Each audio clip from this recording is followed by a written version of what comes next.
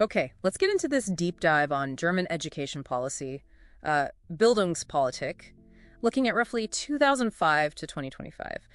The sources you shared point to this, well, this real tension. That's right. It's a fascinating period. Yeah. You've got this constant push and pull. On one side, the system's trying hard to standardize, boost competitiveness globally. Right, chasing those rankings. Exactly. But then there's this deep-rooted philosophical commitment to individual growth, student autonomy, what they call Mündigkeit. And these two things are often pulling in totally opposite directions. Fundamentally, structurally, policy leans towards control, uniformity. Think PISA scores, Bologna process reforms. Right. But pedagogically, the ideal is all about flexibility, student-led learning, collaboration. So maybe we should quickly define those teaching styles we see clashing. You've got the authoritarian style first. Yep, the classic laissez-faire teacher-centered. Very top-down, strict control. Usually it looks like frontal-enteric, basically traditional lecturing. Okay, and the polar opposite. That would be laissez-faire. Think shoulders-entered, student-centered, minimal teacher direction, almost total learner control. Pure, often Arbeit or open work fits here. But the goal, the ideal everyone's aiming for, is somewhere in the middle, right? The authoritative style. Precisely. That's the reform ideal. It's about guided autonomy. The teacher is a mentor, providing structure, but encouraging collaboration, shared responsibility. It's crucial for developing real skills or competence-oriented. Got it. So let's talk about those big external pressures pushing towards control. You mentioned the PISA results. The PISA shock. Yeah. Started back in the 2000s, but that really sharp decline reported in 2022, well, that just amplified the calls for standardization.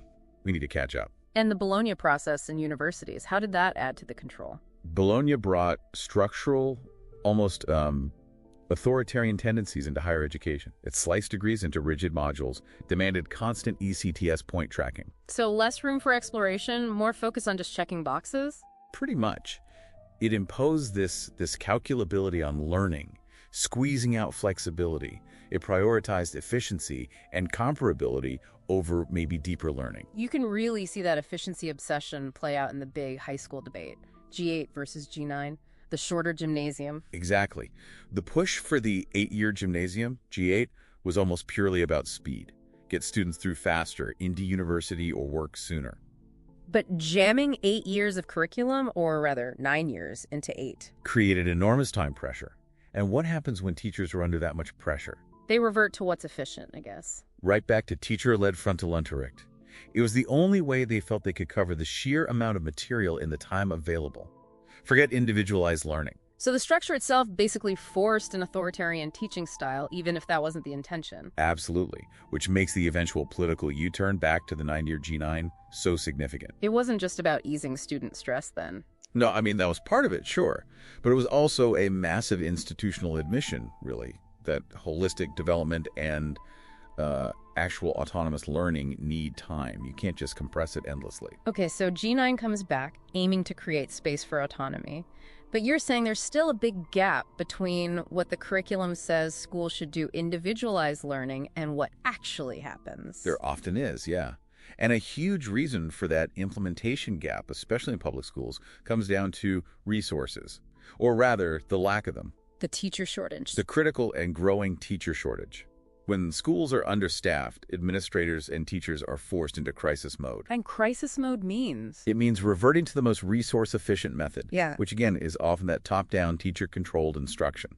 It's survival mode, not ideal pedagogy. It's fascinating to contrast that with early childhood education, the KEDA sector. You mentioned they've actually succeeded in implementing more autonomy. They really have. Often Arbeit open work has become quite institutionalized there.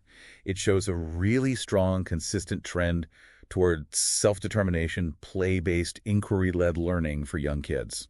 So it can be done if the commitment and, crucially, the resources are there. Exactly. They built the culture and provided the support for it. It proves the principle. So pulling this all together for you listening, what's the main takeaway from these 2 decades? It seems like that middle ground, the authoritative approach, guided autonomy within a clear structure is probably the most realistic, pragmatic way forward. It seems to be the necessary compromise, yes.